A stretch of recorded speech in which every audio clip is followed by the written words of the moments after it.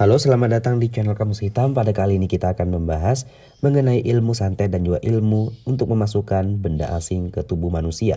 Tapi sebelum mulai di videonya, jangan lupa dukung kami dengan cara like dan juga subscribe, tekan tombol loncengnya. Selain itu jangan di skip dulu videonya karena akan ada hal-hal penting di akhir video nanti. Pada dasarnya ilmu santet adalah ilmu yang mempelajari bagaimana memasukkan benda ataupun sesuatu ke tubuh orang lain dengan tujuan menyakiti. Benda ini juga bisa saja misalnya sebuah paku ataupun seekor binatang berbisa yang dikirim secara goib untuk memasukkan ke dalam tubuh seseorang dengan tujuan menyakiti orang tersebut.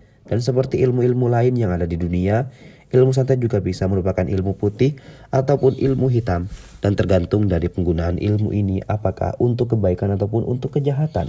Tetapi dalam aplikasinya itu ilmu putih ini dipadukan dengan ilmu-ilmu lain seperti bisa dikatakan diselewengkan dan juga dihitamkan oleh pelakunya.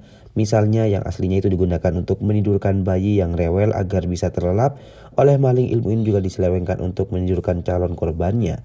Ilmu untuk meluluhkan hati orang yang keras ataupun kelap, tetapi diselewengkan juga fungsinya untuk membuat orang lain terlena bujuk rayunya. Kasus yang terakhir ini juga marak yang umum dikenal dengan istilah gendam. Walaupun proses ilmu santet yang goib ini juga perlu sulit dimengerti secara ilmu pengetahuan, tapi secara logis santet dapat dimengerti sebagai proses demetralisasi.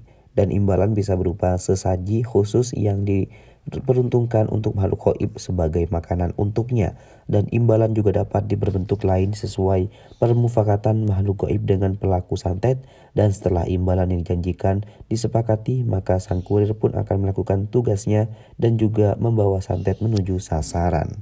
Ada kasus misalnya sesaji ataupun imbalan yang disepakati lalai ataupun tidak dilaksanakan oleh pelaku santet, maka dalam kasus ini biasanya itu si makhluk gaib akan meminta tumbal dari pelaku santet, sehingga bisa disimpulkan hal inilah yang merupakan resiko bagi para pelaku santet. Dan yang kedua adalah santet yang bersumber dari kekuatan batin. Santet dengan metode ini membutuhkan kekuatan batin yang biasanya itu diperoleh dari laku spiritual. Dan pada saat penggunaan santet dengan kekuatan batin biasanya itu dibantu dengan kekuatan visualisasi dan juga pembayangan yang kuat dari pelaku.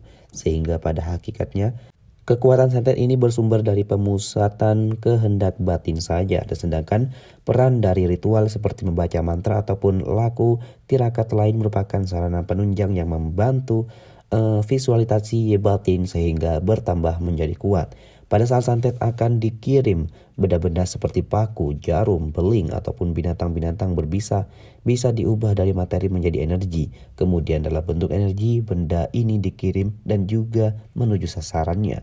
Setelah tepat mengenai sasaran, energi ini diubah menjadi materi kembali, sehingga apa-apa yang tadi dikirim, misalnya beling dan juga binatang terbisa, akan masuk ke dalam tubuh seseorang yang merupakan sasaran santet tersebut.